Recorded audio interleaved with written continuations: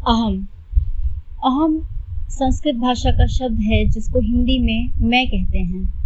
और जब हम अपने आप को मैं कहते हैं और यदि आपको ये प्रश्न खड़ा हो जाए कि मैं कौन हूँ, मैं मतलब क्या, तो उस समय सामान्यतः हमें केवल यही सूझता है कि मैं पुरुष हूँ, मैं स्त्री हूँ, मैं माँ हूँ, मैं बाप हूँ, इतने साल की आयु वाला हूँ, आदि आदि।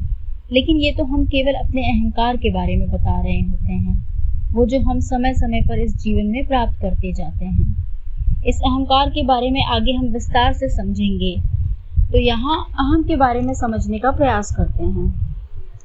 ये वो मैं है जिसका कि बाह्य आकारों से कोई लेना देना नहीं है। ये सारे नाम रूप और उपाधियां आदि तो हमें जन्म के बाद मिलने या अनुभव होने प्रारंभ होते हैं। तो बिना किसी नाम रूप या उपाधियों के बिना मैं क्या हूँ, तो हमें समझ आएगा कि मैं अपने आप में एक अनुभव जैसा लगता है। बस मैं हूँ, इससे ज़्यादा कुछ नहीं। लगता है कि ये सब नाम रूप उपाधियों को यदि मैं हटा भी दूँ तो भी क्या मेरा कोई अस्तित्व बचेगा? ऐसा प्रश्न उठ खड़ा होता है। और इस प्रश्न का उत्तर खोजने के लिए ही कितने सारे लोग विभिन्न प्रकार के प्रयास करने में लगे रहते हैं और अभी तक ठीक से स्पष्ट नहीं हो पाया कि कौन सफल हुआ और कौन नहीं। लेकिन कुछ लोग कहते हैं कि खुद को जानना बहुत ही कठिन है, लेकिन वो जान चुके हैं इस मैं को, यानी कि खुद को। और उसके बाद उनसे बहुत सारे लोग बहुत सारे प्रश्न करने लग जाते हैं इस मैं के बारे में, क्योंकि बहुत लोग जानना चाहते हैं इस मैं को। और हमारे पास कोई तरीका नहीं होता ये जांचने का कि ये सत्य कह रहे हैं या असत्य। और ये मैं को जानने वाले लोगों के उत्तर एक जैसे नहीं होते, बल्कि कई बार तो ऐसा लगता है जैसे बिल्कुल विपरीत बता रहे हों। जैसे कई लोग कहते हैं कि ये आत्मा है, लेकिन जब उनसे इस आत्मा के बारे में पूछा जाता है तो लगभग सभी अलग अलग प्रकार की बातें उस आत्मा यानी कि मैं के बारे में बताने लगते हैं। और कई लोग कहते हैं कि ये मैं तो केवल भ्रम है और कुछ नहीं। कोई बोलते हैं कि ये अजन्मा है, कोई कहते हैं कि ये जन्मता है और मरता है, कोई कहते हैं इसका पुनर्जन्म होता है और कोई कहता है कि पुनर्जन्म नहीं होता। कौन कहता है कि इसे शब्दों में नहीं बताया जा सकता, केवल अनुभव किया जा सकता है। कोई कहता है कि इसे जाना ही नहीं जा सकता, आदि आदि। कुल मिलाकर इस आधार पर बहुत सारे धर्म संप्रदाय बने हुए हैं, उनकी पुस्तकें बनी हुई हैं और ये भ्रम लगातार समाज में बना हुआ है कि वास्तव में इस मैं का सत्य क्या है, क्योंकि अभी तक इस प्रकार से कोई नहीं बता पाया जिसे स्पष्टता हो और कोई भ्रम न रहे।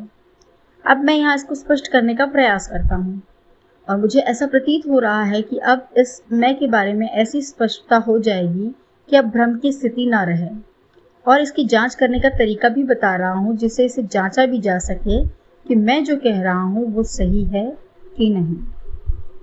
देखिए, अभी सामान्यतः हम जो मैं के रूप में अनुभव करते हैं वो विभिन्न प्रकार के नाम रूप उपाधियों के साथ करते हैं।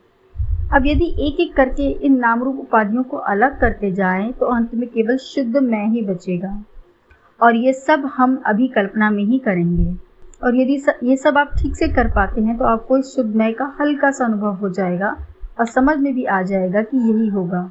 और बाद में साधना के द्वारा आप इसे प्रगाढ़ता से अनुभव भी कर पाएंगे कि जो आपने हल्का सा अनुभव किया इस मैं को, वो सही था।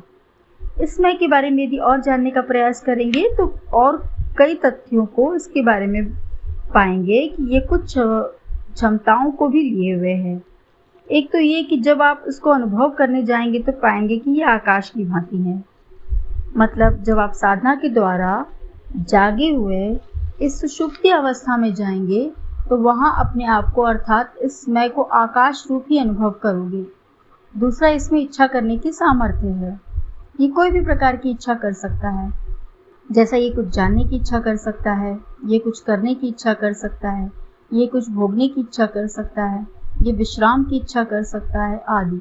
और इच्छा करने के बाद ये उनको प्राप्त करने का प्रयास भी कर सकता है, ये कल्पना भी कर सकता है, ये कोई गणना भी कर सकता है, ये कोई निर्णय भी कर सकता है, ये याद भी रख सकता है, ये चर्चा भी कर सकता है किसी विषय में।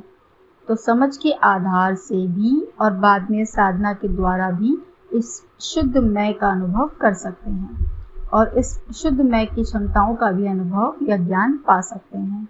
तो इसी शुद्ध मैं को ही संस्कृत में अहम शब्द से कहा जाता है। ये मैं ही अहम है संस्कृत में। धन्यवाद।